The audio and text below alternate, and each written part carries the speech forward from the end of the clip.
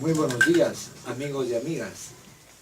Como todos los sábados, les saluda el doctor Luis Quito Rodríguez en su programa Aquí Toda la Verdad, donde tratamos temas del acontecer político, cultural, educativo, temas de salud, de educación y la más amplia variedad informativa, tratados con la mayor objetividad posible para que ustedes estén bien informados. Hoy sábado 17 de enero tendremos como invitados al distinguido doctor Francisco Díez Canseco Tábara. Él es presidente del Consejo por la Paz y abogado por la Universidad Nacional Mayor de San Marcos. Muy buenos días, doctor Francisco Díez Canseco. Un gusto tenerlo en nuestro programa. Buenos días, doctor Quito. Muy agradecido por esta cordial invitación. Gracias a usted. Bueno, los invitamos a los radioyentes que se conecten con Radio San Borja 91.1, líder en peronidad, y pueden comunicarse a nuestra central telefónica, cuyo número es 641-2007, 641-2007, donde gustosamente atenderemos sus preguntas. Usted preside, doctor Díez Canseco, el Consejo por la Paz, institución creada por ley en 1990. Háblenos de las funciones y alcances que tiene este importante organismo. Muchas gracias por la pregunta, doctor Quito, porque creo que a veces hay una dosis de desconocimiento sobre qué es lo que es nuestra institución. En primer lugar, el Consejo por la Paz no es una ONG. Las organizaciones no gubernamentales u ONGs normalmente se constituyen por voluntad de las partes integrantes y se reflejan a través de una figura jurídica que es la asociación civil. El Consejo por la Paz fue creado por ley en 1990, modificada luego en 1992 durante el gobierno de Fujimori, cuando el presidente del Consejo de Ministros convocó a lo que se denominó una mesa por la paz, en la que participaron representantes de todos los partidos políticos y de las más importantes instituciones de la sociedad peruana. En esa ocasión, como autor de la ley original, se me pidió que redactara un nuevo texto que fue aprobado y que fue expedido en calidad de decreto legislativo con autorización del Congreso de la República por dicho gobierno. Nosotros somos una institución creada por el Estado al estilo de los colegios profesionales, pero absolutamente autónomo. No tenemos ninguna dependencia, ninguna conexión y jamás hemos tenido presupuesto alguno de parte de ningún gobierno. Trabajamos en la construcción de la paz, en la defensa de los derechos humanos, en la protección de las libertades públicas, actuamos como observadores electorales en las elecciones, tenemos comisiones de lucha contra la corrupción y en general trabajamos en el rescate de valores, especialmente con los jóvenes en todo el Perú. Dentro de sus acciones, ¿cuál puede ser las más destacadas que he tenido? Bueno, por ejemplo, nosotros iniciamos la observación electoral en el Perú en el año 95, en el que luego de un reconocimiento verbal por parte del Jurado Nacional de Elecciones, se nos denegó la calidad de observadores. Sin embargo, desplegamos 6.000 observadores en todo el Perú. Algunos nos metieron presos por cumplir su deber cívico de cuidar que no hubiera un fraude electoral, incluido el entonces rector de la Universidad de Lambayeque, allá en Chiclayo. Y hemos continuado con esta tarea el año en que tuvimos más observadores, todos voluntarios. En el Consejo nadie recibe plata, todos somos voluntarios, todos trabajamos ad honorem y así lo he hecho yo siempre. Tuvimos 20.000 observadores. El Consejo está constituido por una Asamblea General que integran delegados de diversas instituciones de la sociedad peruana. Tenemos en nuestra directiva digamos, una composición tan heterogénea como que, por ejemplo, ahí está Elías Grijalva, secretario general de la Confederación de Trabajadores del Perú. Está Margarita, mi querida enfermera, que es la secretaria general del Sindicato de Enfermeras del Ejército. Está como vicepresidente el general Otto Elespuru, que es un distinguido militar en retiro que fue ministro de Educación y que está ahí en representación de una muy importante ONG dedicada al tema de la educación. Y así sucesivamente, o sea, es una composición heterogénea, democrática, voluntaria, que elige cada 3 años a una nueva directiva. ¿Cuántos asociados serán aproximadamente este Consejo por la Paz? Bueno, tenemos instituciones representadas en nuestra asamblea, me parece que son alrededor de 45, 44 en la Asamblea General Nacional. Tenemos consejos regionales y tenemos alrededor de 500 comités por la paz en todo el Perú. Al tener su institución dimensión nacional, ¿cuáles son las dificultades más frecuentes que se presentan para los fines y objetivos que ustedes persiguen? Permanentemente la oposición de todos los gobiernos, porque nunca nos hemos querido amarrar con nadie, siempre hemos guardado celosamente nuestra independencia y espíritu crítico, y por supuesto, como usted comprenderá, han tratado o de presionarnos, o de cerrarnos, o de comprarnos, y nunca lo han logrado, y por supuesto, nunca lo van a conseguir. O sea, ustedes no se casan con nadie, y los gobiernos no quieren ser fiscalizados, no quieren ser controlados, ¿no? Y por eso prefieren tener al margen este tipo de instituciones que son importantes. Como organismo que palpa la realidad en diversas zonas del país, puntualízanos por qué hasta el día de hoy no es posible la pacificación en el Brain. Por varias razones que nosotros las hemos venido exponiendo durante muchísimos años.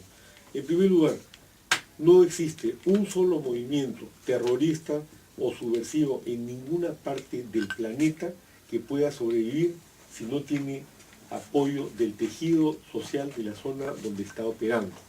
Y lo que ocurre en el BRAE es que no hay presencia real y efectiva del Estado. Se ha hecho algo de obra de infraestructura, pero a nivel de desarrollo social, el desarrollo es cero. En segundo lugar, el problema en el BRAE es que los terroristas están íntimamente vinculados, no son parte de ni dependen de, como han sostenido algunos supuestos analistas que en realidad no conocen dónde están parados. No son parte de la estructura de los grupos o de los cárteles de la droga que operan en la zona, pero son aliados porque los cárteles de la droga les proporcionan el dinero para realizar sus acciones subversivas. Sendero, el BRAE lo dividió en tres partes. La zona 1, que es la zona de producción de droga. La zona 2, que es la zona intermedia, de donde pasa la droga, a la zona 3, que es Vizcatán, que está sobre los 3.000 metros de altura, y donde tienes una población cautiva de Sendero de unos 15 a 20.000 habitantes. Y por lo tanto, a Vizcatán no entra el Estado, punto. Es zona liberada por Sendero. Es una zona sumamente agreste, sumamente difícil, donde no hay caminos, Perdón, y por supuesto hay no hay una apoyo del llamada Estado. telefónica de un radio, escucha, radio oyente. A ver, señor Rodolfo, muy buenos días, escuchamos. ¿Cuál es su pregunta? Muy buenos días, saludando al turismo de las personas que conforman este consejo. Mi preocupación, y creo que de muchos oyentes, es por qué todavía el doctor Canseco desde 1990 aparece como presidente hasta esta fecha, es que no hay otras personas. Gracias. Ya, muy bien, gracias por su pregunta. Saludo la democrática preocupación del radio oyente que tiene un tufillo caviar, al cual ya estoy acostumbrado en este tipo de intervenciones, y le voy a responder de varias formas. A mí me preocupa, por ejemplo, y nadie dice nada de los caviares, por qué motivo el señor García Sayán sigue siendo director ejecutivo de la Comisión Andina de Juristas desde hace 30 años y nunca ha salido de ese cargo, y cómo es que fue director ejecutivo de la misma, lo cual está impedido por la Constitución mientras fue ministro de Estado de Toledo y de Valentín Paniagua. Y volviendo a la pregunta y respondiéndole en forma absolutamente directa, yo ejerzo el cargo de presidente del Consejo por la Paz porque he sido democráticamente elegido por las asambleas del Consejo integradas de 45 a 60 instituciones nacionales durante todos los periodos sucesivos.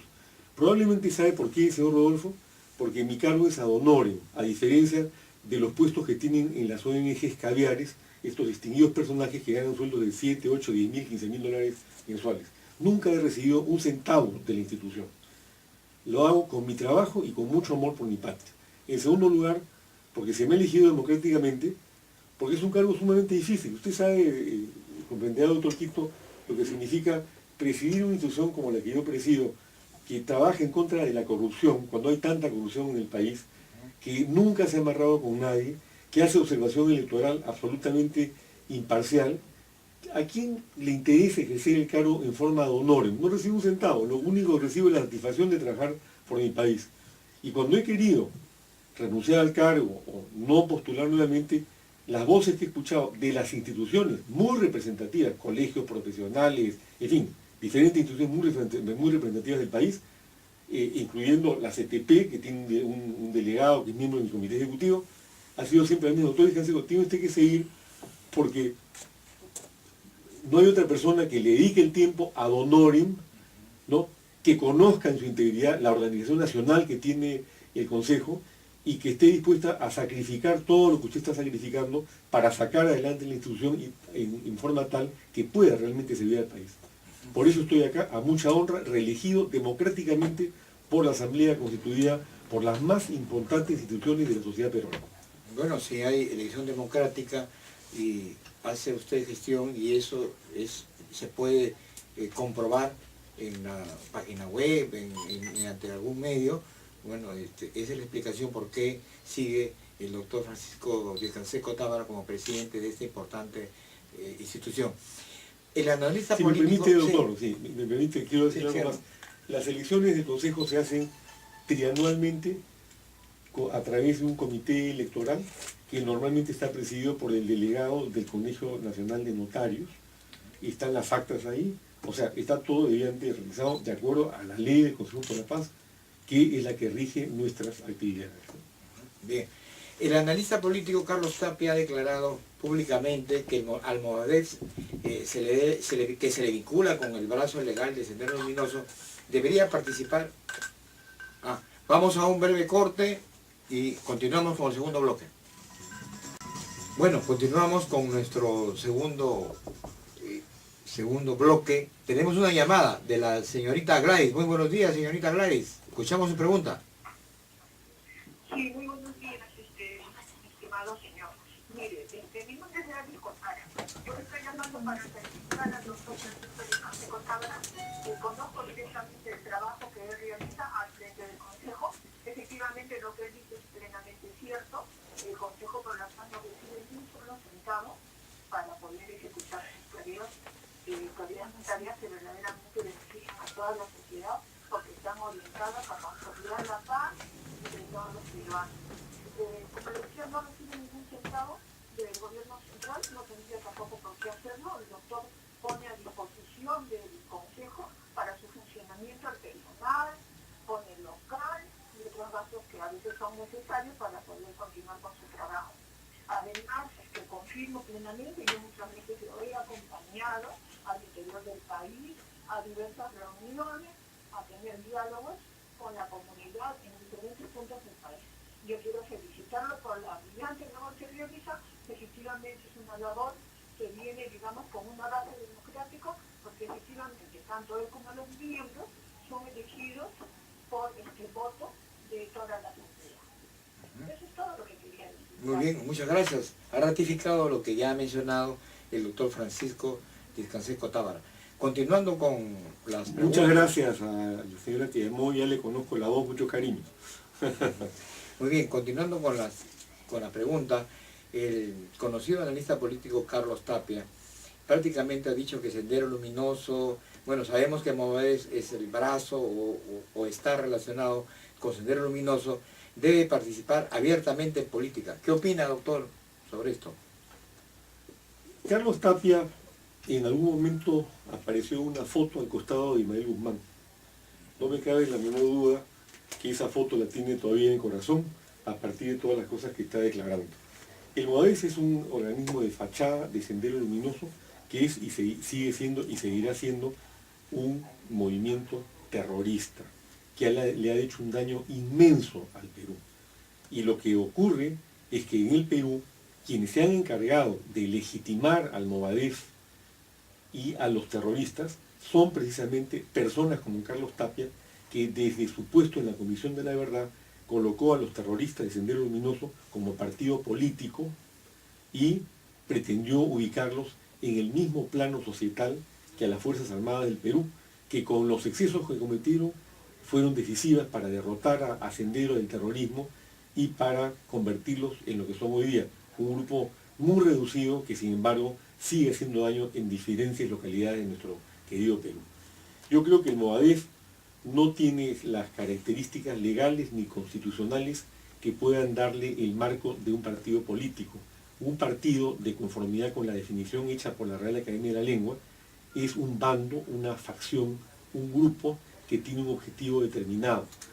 Lo que es Sendero Luminoso en Movadef son grupos terroristas. Un partido político tiene que respetar la Constitución. Un partido político tiene que respetar la ley, que entre otras cosas señala que entre sus objetivos básicos, esenciales y primordiales está el de la búsqueda de la paz y la defensa de los derechos humanos, cosa que evidentemente no hace ni hará nunca el Movadef, fachada de Sendero Luminoso. Por lo tanto, el Movadef no es un partido político y no debe participar en las elecciones. Así es, estamos totalmente de acuerdo.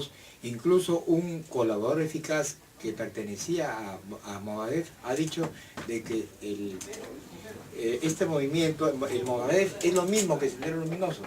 Por lo tanto, está demostrado en el Ministerio Público de que es una institución terrorista y no debe participar en las próximas elecciones. Para nadie es un secreto que no hay presencia del Estado en muchas zonas del país. Por ende, la pobreza y la violencia son un mal afincado en estos lugares olvidados. Como Consejo por la Paz, ¿qué recomendaciones darían para solucionar esto? Bueno, antes de responder la pregunta, doctor, que me parece muy interesante, quisiera agregar algo adicional. Finalmente, el Movadef es un grupo minúsculo. No tiene representatividad, no tiene legitimidad, pero además no tiene representatividad. Porque si dijéramos que el Perú entero apoya al Movadef, que si el 50% de la población que quiere a los terroristas en el poder, estaríamos en un grave trance. Felizmente no es así. Son pequeños, son orgánicos, se saben manejar como todos estos extremistas, pero hay que ponerlos en su sitio. Es un movimiento terrorista que hay que sacarlo de en medio por la vía legal, sin, por supuesto, violar los derechos humanos. Volviendo al tema que usted señalaba, el tema de la pobreza en el Perú y la ausencia del Estado es consecuencia de políticas equivocadas que se vienen siguiendo desde hace más de 25 años y que no han sido renovadas. Por ejemplo, cuando entra este gobierno al poder, ha mantenido un programa que inició Toledo, me parece que el año 2004, llamado Juntos, y en el que persistió el gobierno de García Pérez. El programa Juntos es un programa que se invalida a sí mismo en la medida en que la condición para que los supuestamente más pobres del Perú reciban 100 soles mensuales es que, uno, lleven a sus hijos a la posta médica para vacunarlos y para hacerles chequeos, etc. Y dos, envíen a sus hijos a las escuelas. ¿Y qué es lo que ocurre? Que los más pobres del Perú no tienen postas médicas y las escuelas a donde tienen que enviar a sus hijos o están muy distantes o no existen, o como ocurre con el 40 o 50% de la estructura estatal de escuelas en el Perú, están cayéndose a pedazos, no tienen ni agua ni desagüe. ¿Cómo pueden cumplir con el requisito? Entonces yo me pregunto, ¿quiénes reciben los 100 soles? No los más pobres. Los reciben aquellos que están amarrados con los gobiernos de turno o que tienen más proximidad a las facilidades que tiene que darles el Estado para que puedan cumplir con los requisitos que el propio Estado les fija para darles la asignación de 100 soles mensuales. Y así sucesivamente. Entonces, el segundo tema es, se habló durante el gobierno de Alan García de una drástica reducción de la pobreza en el Perú. Claro, los economistas sostienen que la reducción de la pobreza tiene una contrapartida en el crecimiento del Producto Bruto Interno. Por cada punto que se crece, teóricamente disminuye la pobreza en 0.7, me parece. Si calculamos el crecimiento del país durante el gobierno de Alan García en términos del PBI, encontramos que sí, que esa reducción del 20% sería real. Pero eso es la teoría. ¿Hasta dónde se ha constatado? Cuando vemos que hay tremendos bolsones de pobreza, una enorme insatisfacción y, por supuesto, unas dosis muy importantes reflejadas, en mi opinión, por ejemplo, de otra forma en la marcha de la ley Pulpín, de gente que quiere cambiar el sistema porque es insatisfactorio lo que están recibiendo del mismo.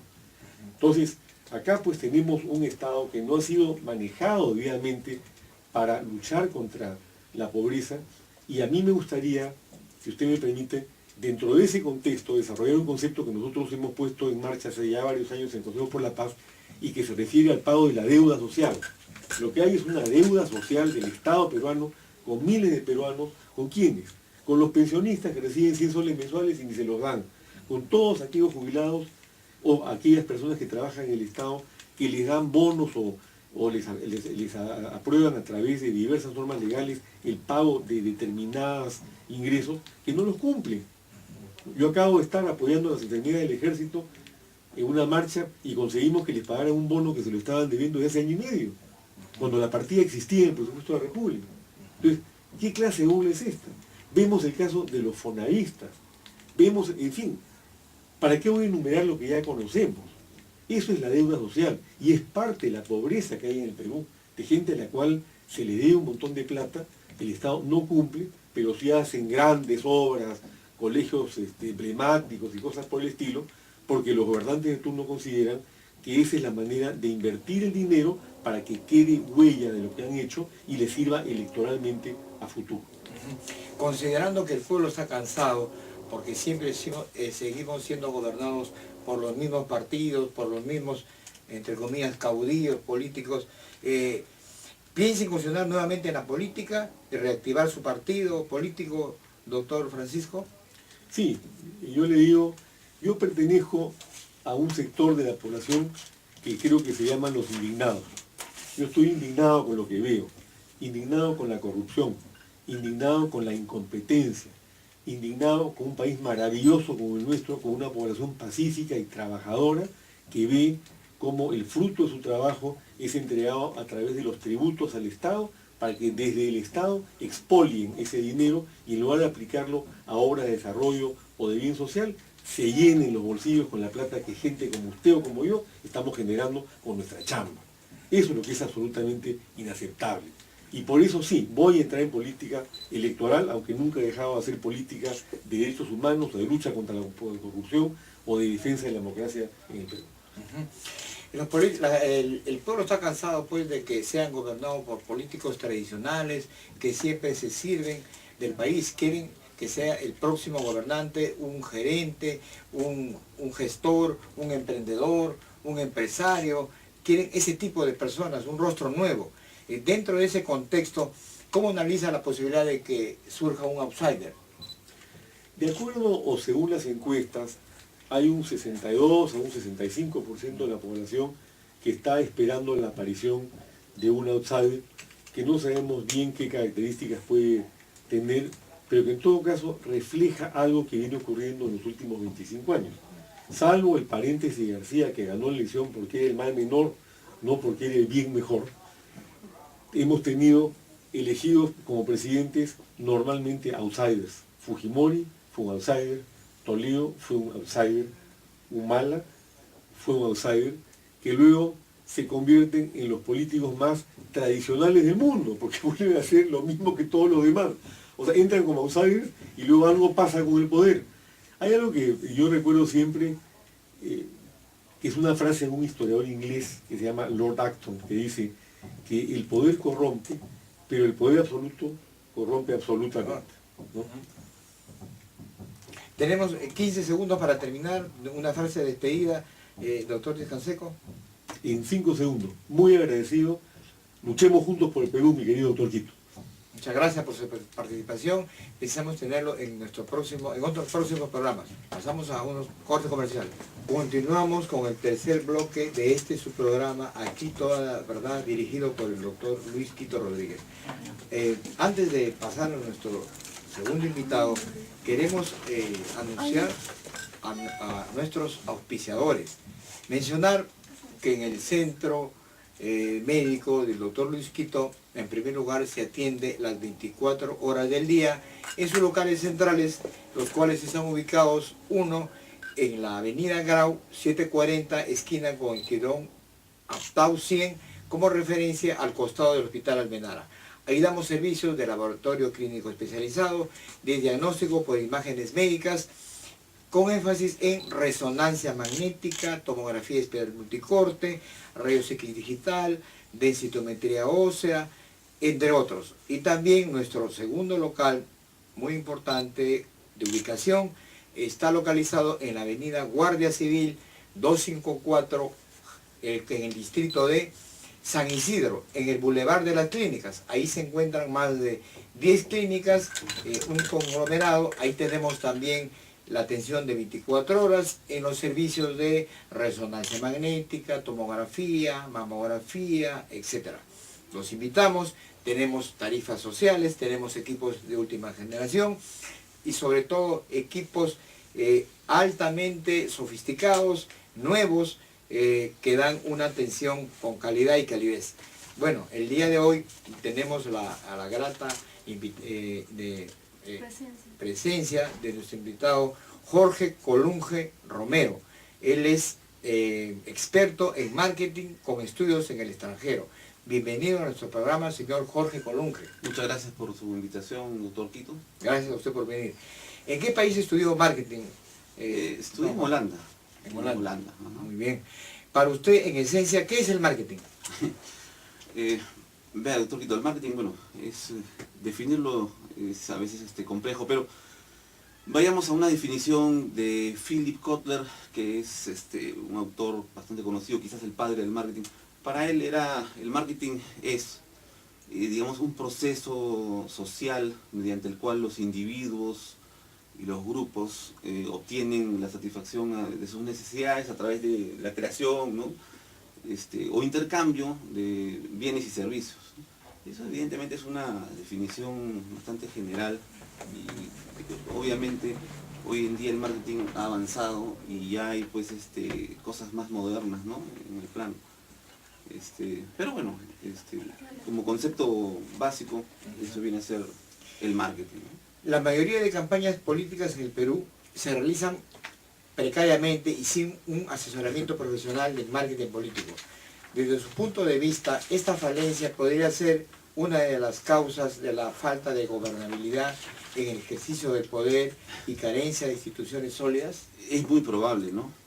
Vea, si digamos los candidatos no saben elegir muy bien ni siquiera las personas que los van a asesorar en su campaña, es probable que tampoco tengan buena idea de a quién eligen al momento de gobernar, ¿no? Entonces sí, tienen una cierta relación que puede ser muy cierta, ¿no?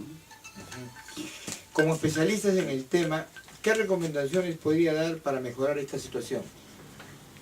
Mira, lo principal es que veo yo es de que tenemos que incentivar a la juventud, a los ejecutivos, inclusive gerentes de marketing, a no tenerle miedo al estudio, ¿no? Muchos ejecutivos o gerentes en general, una vez que terminan sus estudios en la universidad, nunca más abren un libro, ¿no? Pasan años de esta manera y lógicamente se vuelven obsoletos, ¿no? Entonces, lo primero que hay que mejorar es el incentivo al estudio, ¿no? Que lógicamente viene desde el colegio, de familia, pero el marketing pues también adolece de ese problema, ¿no? Al igual que muchas otras profesiones. Eso vendría a ser, creo yo, lo principal, ¿no? Mejorar el entendimiento de las personas sobre la importancia de leer, de estudiar, ¿no? De que los conocimientos no caen pues del cielo y que la experiencia, si bien es muy importante, cuando se trabaja mal durante años no se aprende mucho, ¿no? La experiencia es limitada si no se tiene la teoría adecuada, si uno no se nutre de las fuentes de información correctas, ¿no? Es muy poco lo que uno asimila. Entonces, eso es uno de los problemas que tenemos, ¿no? Así es, la educación es muy importante para poder darse cuenta, elegir bien al momento de votar, ¿no? Escoger un buen candidato y no después decir yo no participo y después sufren las consecuencias que estamos la población actualmente padeciendo.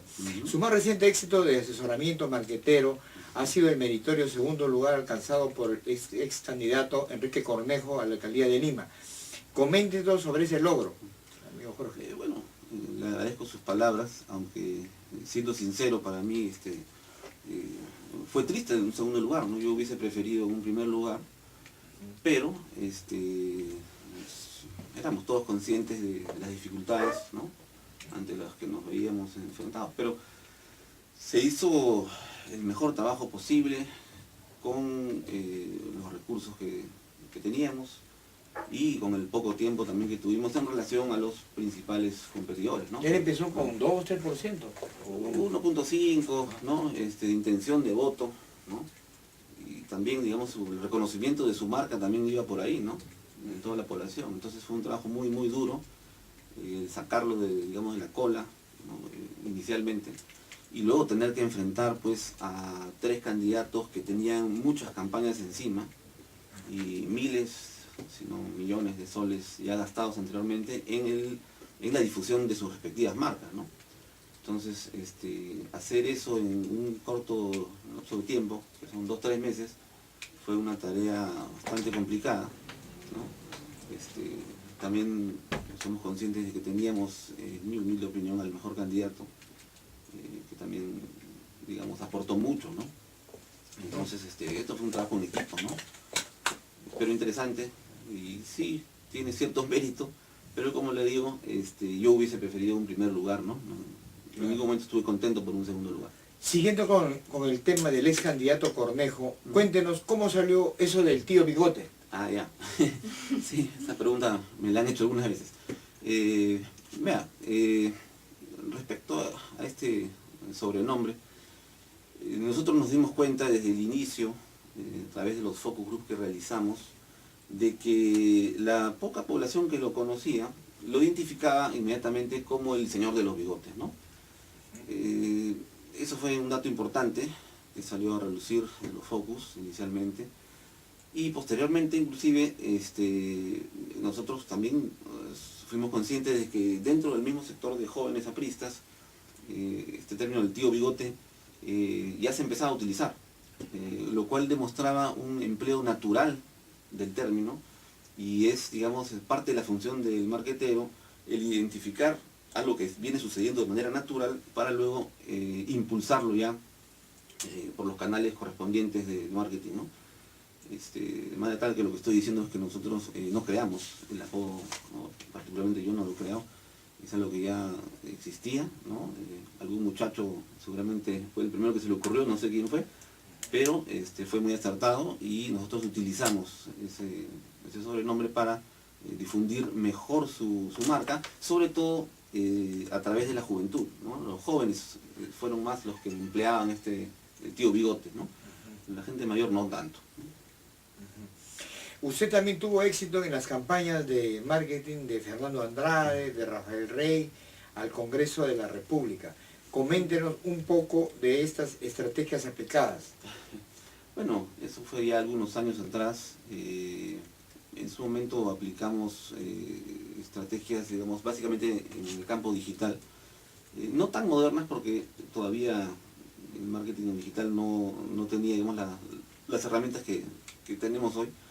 Pero en ambos casos lo que hicimos principalmente fue realizar a través del espectro digital lo que ellos ya venían realizando de manera offline, ¿no?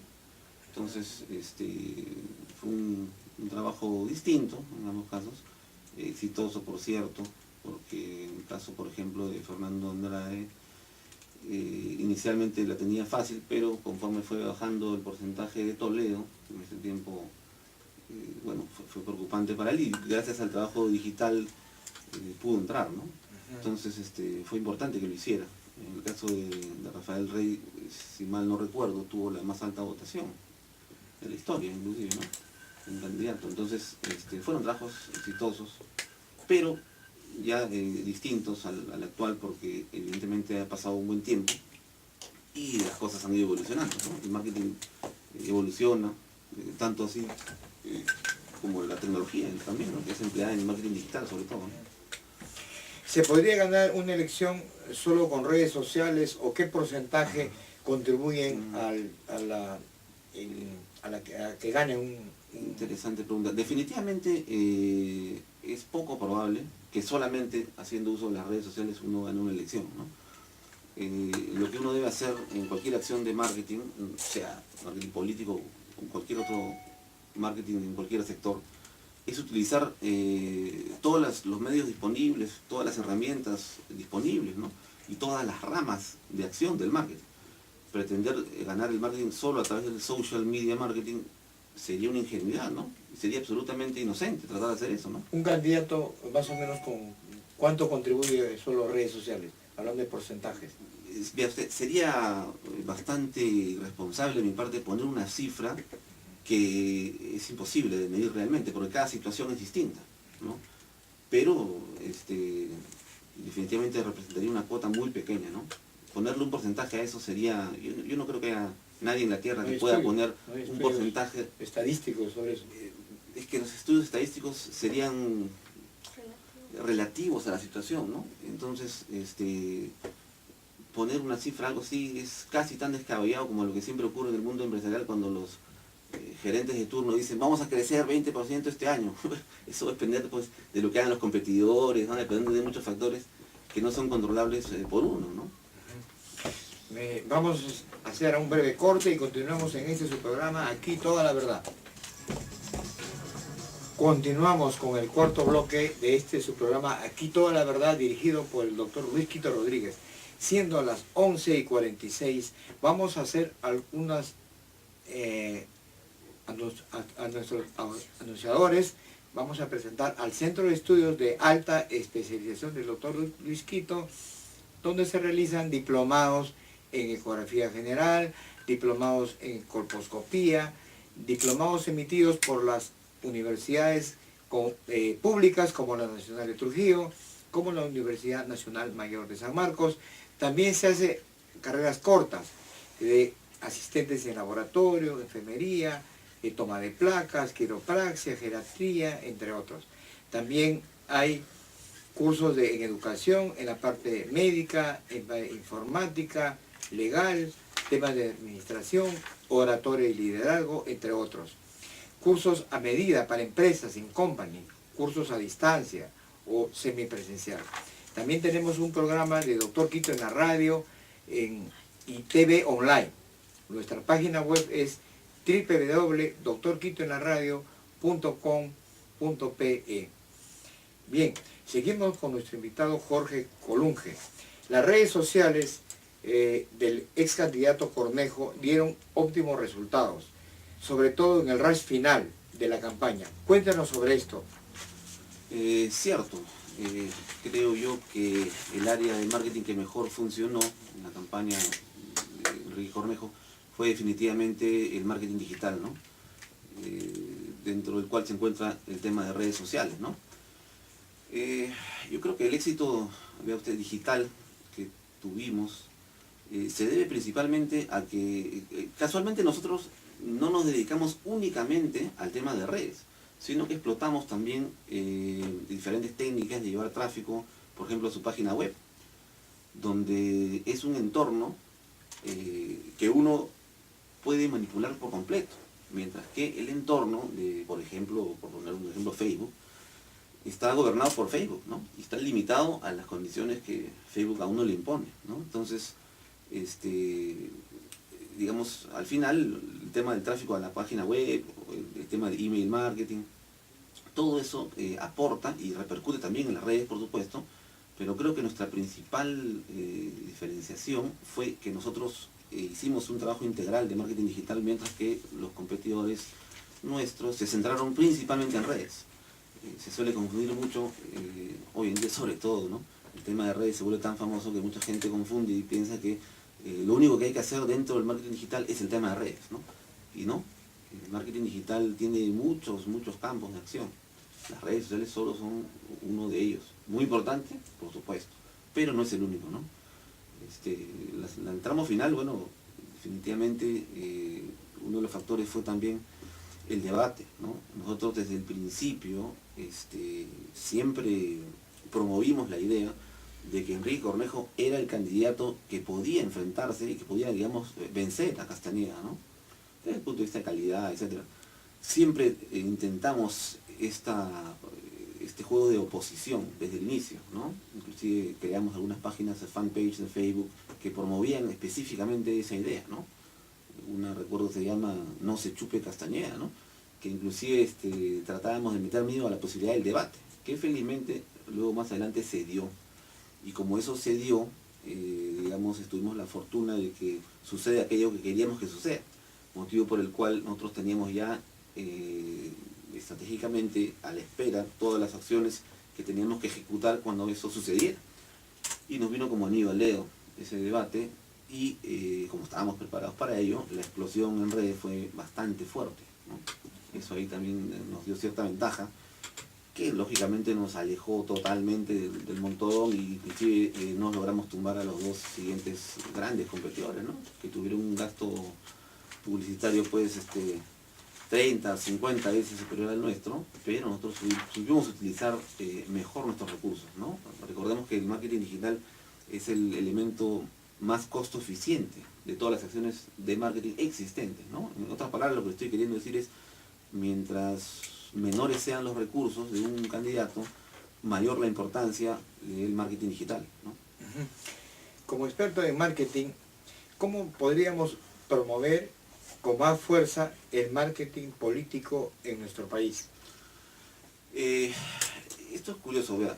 Yo pienso que el marketing político no se diferencia mucho del marketing en general.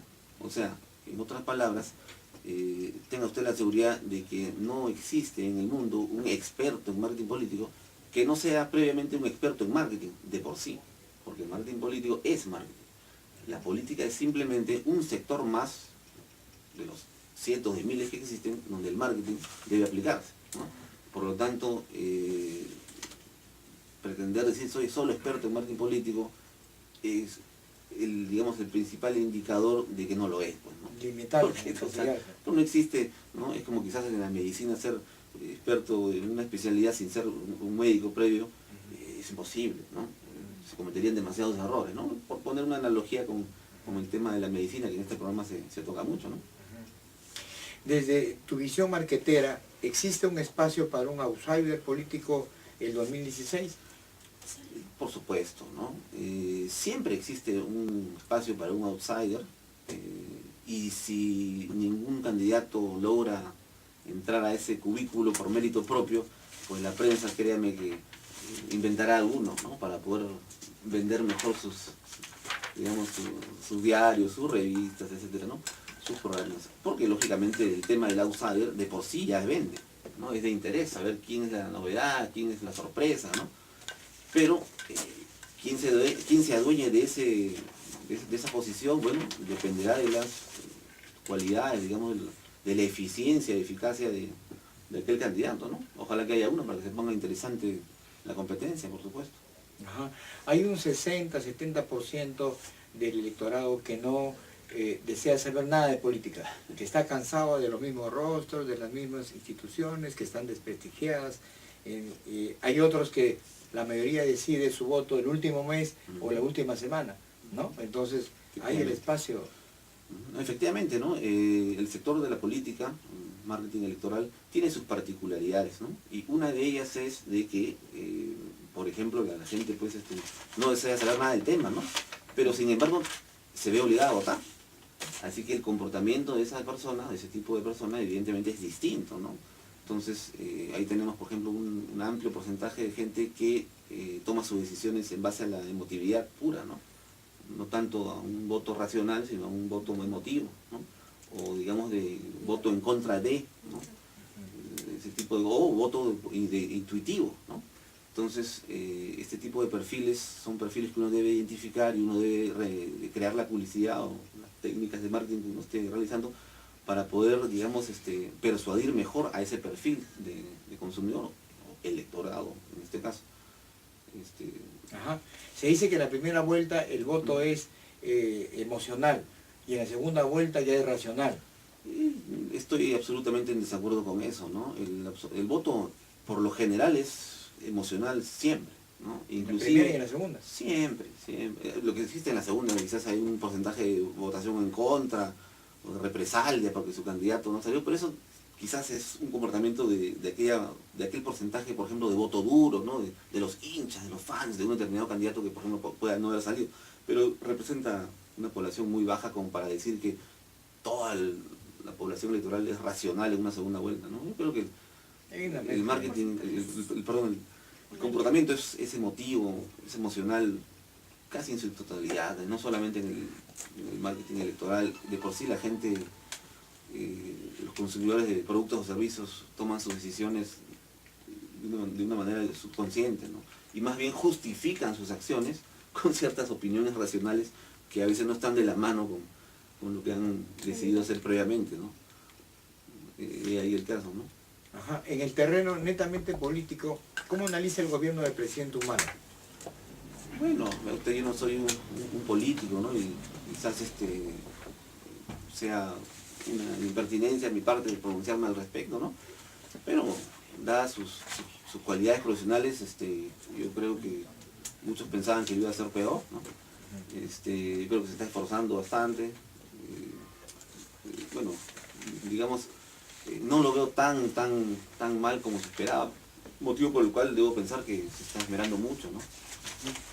Bueno, muchas gracias, señor Colunge, por su, Al contrario, por gracias su a usted por su intervención y invitación. esperamos tener un próximo programa. ¿Cómo no? Cuando guste.